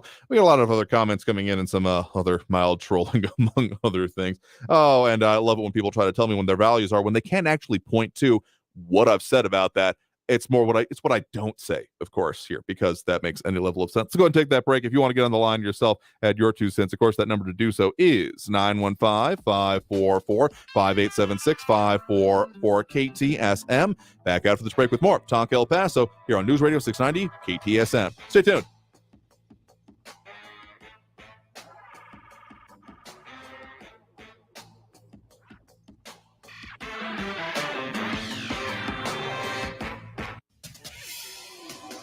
El Paso's News Radio 690 KTSM.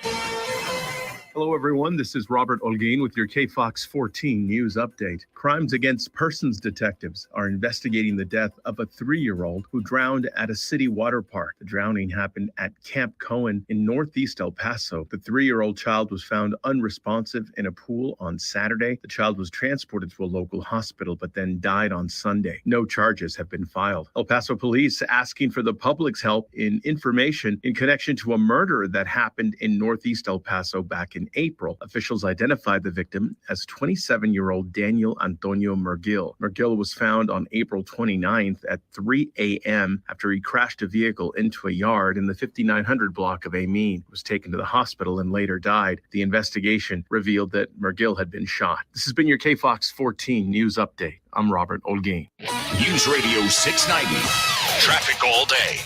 Some slowing, but no major accidents right now. I-10 westbound has congestion blocking the right interchange ramp. I-10 westbound approaching the 54. Heavy traffic on Mesa Street northbound from the downtown exits up to the loop with 5-minute delays. Montana eastbound is slow. McRae out to Desert Meadows, 10-minute backup. And Global Reach slow southbound from the spur approaching Montana. It's a 13-minute delay. Carrie Edwards, El Paso traffic. From the KFOX 14 Severe Weather Center, I'm Chief Meteorologist Brad Montgomery. Lows tonight dropping down into the 50s and 60s, a 10% chance of an overnight shower, an isolated overnight shower. For your Tuesday, 10% chance of a shower or storm, high around 86 degrees. We start to go a little hotter for our Wednesday, partly cloudy skies, high around 88 degrees, with a 20% chance of an isolated shower or storm. From the KFOX 14 Severe Weather Center, I'm Chief Meteorologist Brad Montgomery. This report is sponsored by Wendy's Strawberry Frosty. Hey, you! Run to Wendy's and grab a Strawberry Frosty. Don't worry about canceled plans. It's worth it, but act fast. Like your date, it's gone at the end of the summer. Head to Wendy's for a Strawberry Frosty and that sweet strawberry goodness. Limited time only at participating Wendy's.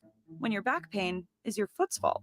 This is Dean's story. It was affecting me when I walked, which is a kind of a common activity. Dean's chronic back pain had become a pain in the you-know-what. At first, I just sort of ignored it, but eventually everything catches up to you. Physically and mentally. Back pain affects your mood. It really does. But that's not the only connection Dean made. A friend of mine suggested I go to the Good Feet store. I was a little confused. Why would I need a foot store? My feet are fine. But he thought, what the heck? He had nothing to lose. They took impressions of my feet, and with the footprint, they were able to get me a personalized arch support that lifted pressure off my back. So the source of your back pain was right under your toes. It's something maybe I should have known, but I found out in the nicest possible way. See how arch supports work for you with a free fitting. Find your Good Feet store at goodfeet.com. Airway Boulevard at I-10. Finding a great hire can be a challenge. That's why there's Indeed. Their powerful hiring platform makes it easy to attract, interview, and hire candidates. Visit Indeed.com/credit and get $75 toward your first sponsored job. Terms and conditions apply. This report is sponsored by Indeed.com. 180 over 111, and I had a stroke. I couldn't speak or walk. This is high blood pressure. Get back on your plan. Go to loweryourhbp.org. Brought to you by the American Stroke Association, American Medical Association, and the Ad Council. Always just minutes away from the latest news around town and around the world. You need to know what's going on. News Radio 690 KTSM. News Radio 690 KTSM. Live from the KTSM AM 690 studios, it's Talk El Paso with Andrew J. Polk. To be a part of the show, call 915-544-KTSM or follow on Facebook at facebook.com/Talk El Paso. Now here's your host, Andrew J. Polk. Thank you all so very much for joining us here for Talk El Paso, airing live on News Radio 690 KTSM. Thank you for joining us, however you may be doing so, be it on air, online, live streaming through the free and reliable iHeartRadio app, or joining us over on the various social media pages, facebook.com/Talk El Paso, more or less the main one, where most of the comments come in, and the Thunderdome comments, and the occasional, or more than occasional, the not bit of trolling come in, including if you don't get sarcasm and you claim you know me, you're either very confused in a whole lot of ways, or they're just straight lying and trolling. Probably a little bit of both, because, yeah, that's like half of my personality. Anyway, getting back to those phone lines here again. If you want to squeeze on the line before the end of the show, that number to do so is available now. 915-544-5876, 544-KTSM. But a lot of people tuning in again. Those dropping those likes and reacts that we appreciate, including Marky Mandingo and James, Robbie Florida, Stephen Christopher, Sean Gardner, Jim McCravey, Ida Beza Gardner, Amba Banda, Flaco Jimenez, James Holmes, and Monica Cervantes. So, yeah, and we'll tell you a little bit later what we got coming up for you on the program. So we do have Joe on the west side here with us right now. Joe, thanks for joining us. Hello, Andrew. What are your thoughts on the Durham report released today? Was reading up a little bit on that a little bit before airtime here. Hasn't been the primary focus, I'll say, of that. So if you're wanting my full breakdown on that, I think we'll have to wait for that tomorrow. I know it's about primarily the 2016 and the legitimacy or not of putting up an investigation into then presidential candidates. So it certainly seems like there will be more. And I know that, of course, the former president himself has, I forget which social media, tweeted or put out statements about it, basically saying justification. So I can delve a little bit more into that probably once we get closer to Friday for sure. Well, basically, the insurrection was performed by the FBI, Comey, the Justice, and the CIA. And it's proven there was no Russian collusion. It was all made up by Hillary Clinton and perpetrated by the Democrats. And people like Shifty Adam Schiff lied to poor gullible fools like Raul for 4 years that they got paper trails, and there's nothing.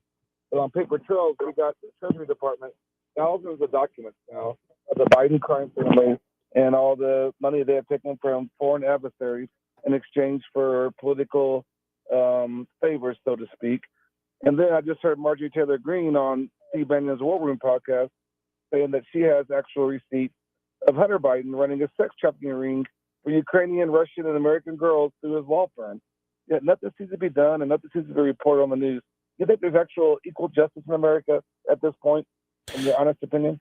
I mean, I think that it exists depending on your actual your price point there. Let's speak that in how much the information comes up here. But like I said, if you want to do more on that, particularly as there'll probably be more fallout from it. I mean, yeah, the Hill's article title on this Durham report slams FBI's Trump-Russia probe. There'll probably be more coming out on this, but I will say that there is, if not total equal justice, definitely two tiers of justice, because, I mean, at the very least, what's a phrase that I find persuasive recently? Not totally related to this, but a fine. If a crime is only finable, that just means it's the cost for someone who can afford it to just do it.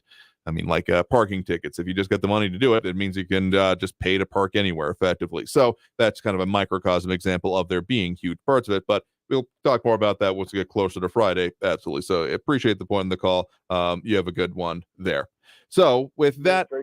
Yeah, I will appreciate that. So with that, and I think we'll try to squeeze another call or two here before we get to it. One other thing I wanted to bring up, again, with the items that have been going through the Texas Legislature, there have been a few things, more than a few things going on, certainly involving El Paso, among others. There was potential for more money going in for establishment of some more of the medical schools. The actual establishment of a law school in El Paso was one of the ones that's been pushing its way through. So that's one of the things that we'll be wanting to talk about with our state delegation on the progression of those local efforts, kind of the companion of what we did at the start of the legislative session. So I think we can squeeze at least one more call on the line here right now. We do have Ben on the east side here with us right now. Ben, thanks for joining us. Andrew, I was just listening to, I think it was Sean Hannity today, and I rarely do, but today he was talking about all the people coming across the border, and maybe we have a problem. Might have a problem with terrorists. I mean, I was just starting to think about that, and I'm sitting there saying, why would anybody need to send terrorists in the United States? We're doing a pretty good job of destroying ourselves. Okay. I believe one of the things that comes in mind is the Roman Empire. One of the things that was responsible for the demise of the Roman Empire was because they allowed everybody and their mother to come in and make it to where the citizens didn't have a say in their government. I believe also that China has had a way to bring down the Russian government, and that was to send 10 million of their people per year over into Russia. Okay. And they didn't do that, but it was one of the things that they were thinking about doing in order to bring down Russia if they wanted to, and that was in their plans. So, I mean, I think that we're with the inflated dollar, with the demise of the dollar. I mean, there's practically nobody going to take the United States debt now. And we're doing a pretty damn good job of our energy supplies. Again, we're doing a really good job of destroying the United States ourselves. So why would anybody even want to send terrorists into the United States? Let's just watch the United States disintegrate. Well, even if you have that perspective on it, I'm sure there are those that would like it to happen more actively or expeditiously than that. That's the real point I guess I get to, and I think I know the one you're talking about there, about there being certain terror suspects in other parts of the border. I think that there's a number that's been being put around about like 180 to about 200 individuals that have been captured in recent years that were specifically on terror watch lists crossing the southern border, which I'm going to say this partially, it's a good thing that they were caught. I'll just put it that way. But also, this is the point I keep getting to about when we don't have control over a system, full control over the vetting, when we have the overwhelming of it, that there was, that federal judge decision or a stay on the policy, I guess, about releasing people before being processed, letting them out on parole, that if we don't have a system in place, which I feel should be possible, if not currently politically viable, which should be the least of the concerns with this, of knowing everyone who seeks to cross, enter, do business with, etc., in the United States, and who was therefore crossing, and the systems needed to do that, sure, could not necessarily pop up overnight, but if it's not already being focused on, it needs to be done more. We have a lot of that present in our area. I mean, on a good day from where I'm sitting, you get out into the parking lot and look towards Mount Cristo Rey, just over to, more than a stone's throw away, but to my global left that way.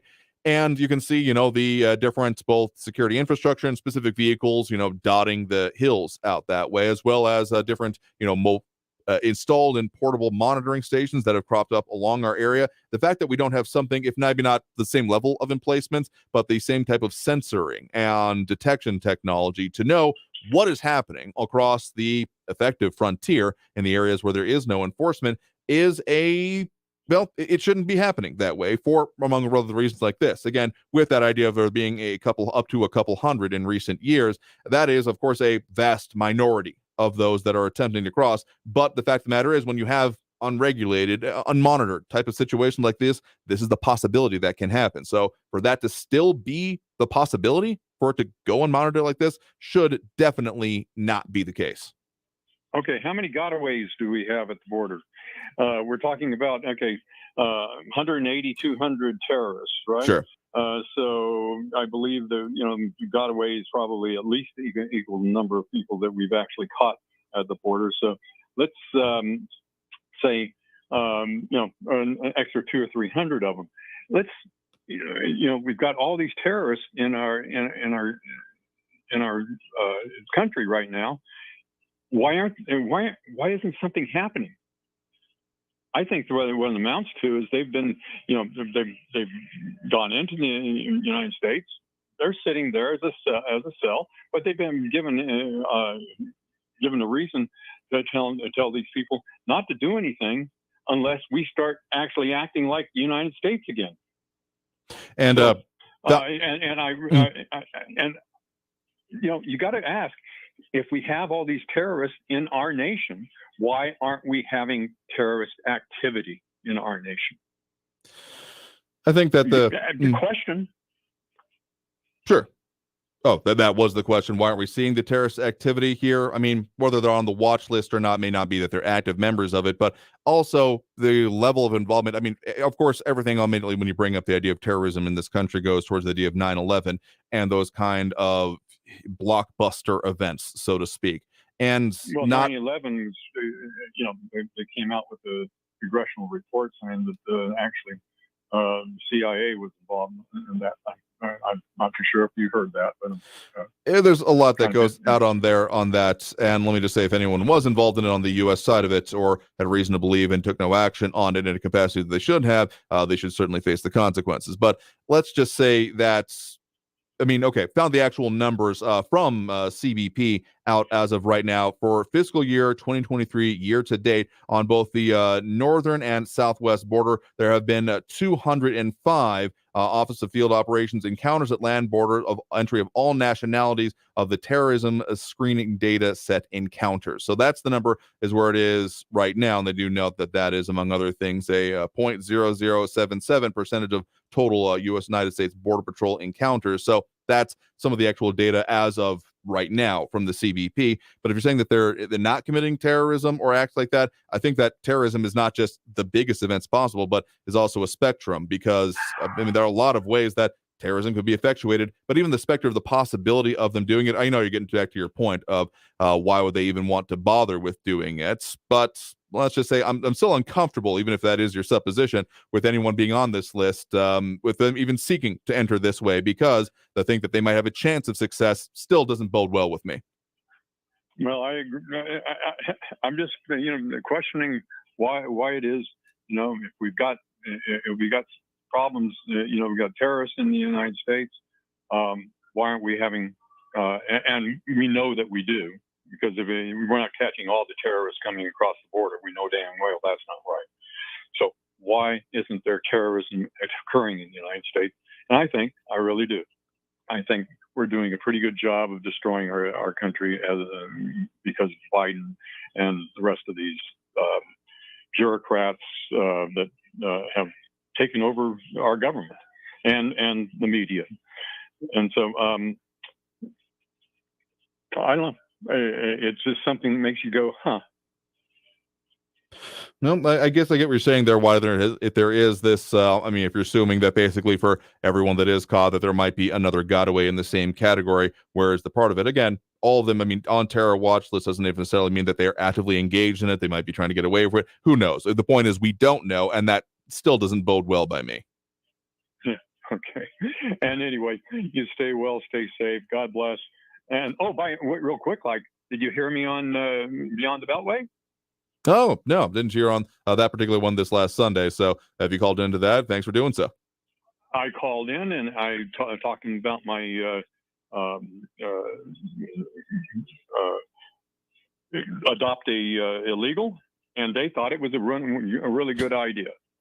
A lot of them thought it was a really good idea. In fact, we used to have a system before which they brought up, which that if you were going to bring in illegals into the United States, they had to have a sponsor. And so, Raul, you've got all that money. Why don't you have these people in your house? Again, I think people have been generous in this area, but I doubt it'll be an official policy declared, at least in the local area. But interesting that you brought it up and got their feedback on it. Pretty funny. Anyway, actually, they thought it was a good idea. So anyway, stay well, stay safe. God bless, and let's go, Brandon. All right. Well, appreciate the point in the call. You have a good one there as well. Thank you. All right. And with that, we got to take that last break right now. So coming out of this break, we got coming up for you on the show. So stay tuned for more Talk El Paso here on News Radio 690 KTSM. Stay tuned.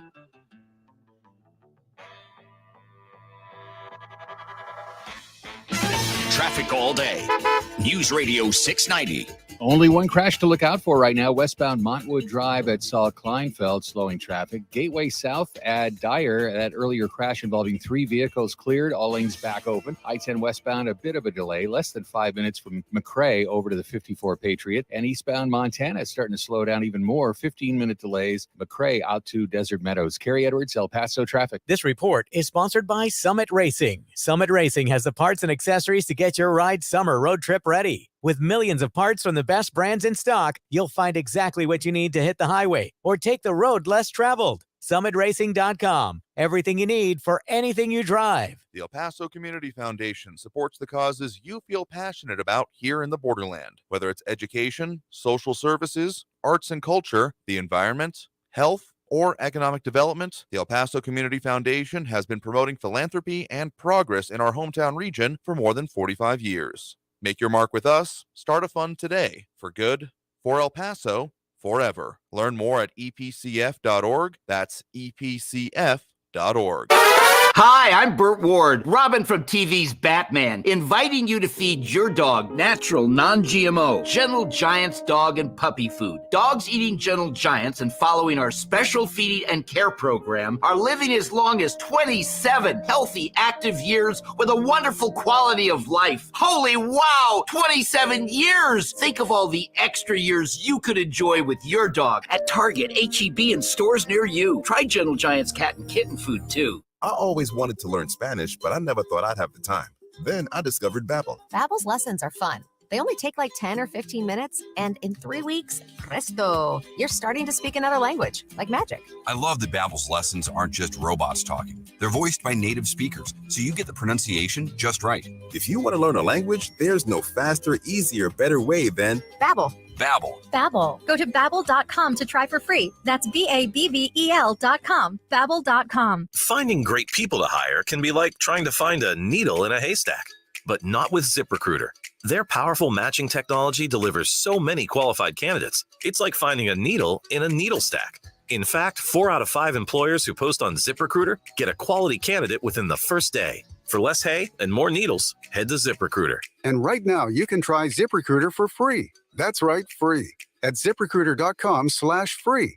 That's ZipRecruiter.com/free. Did you know that only 2 in 10 El Paso County students graduate with a bachelor's degree? By supporting Border Youth Athletic Association's mission of educational attainment, you will create a long-lasting impact in our students' lives. Your monthly donation enables 4th through 12th grade students access to after-school programs, providing a safe and healthy environment. BYAA engages and empowers El Paso's future through mentorship and leadership development. We believe every player who gets an education wins. Do you? Go to borderyouth.org and show your support for our youth today. News Radio 690 KTSM El Paso. Live from the KTSM AM 690 studios, it's Talk El Paso with Andrew J. Polk. To be a part of the show, follow on Facebook at facebook.com/Talk El Paso. Now here's your host, Andrew J. Polk.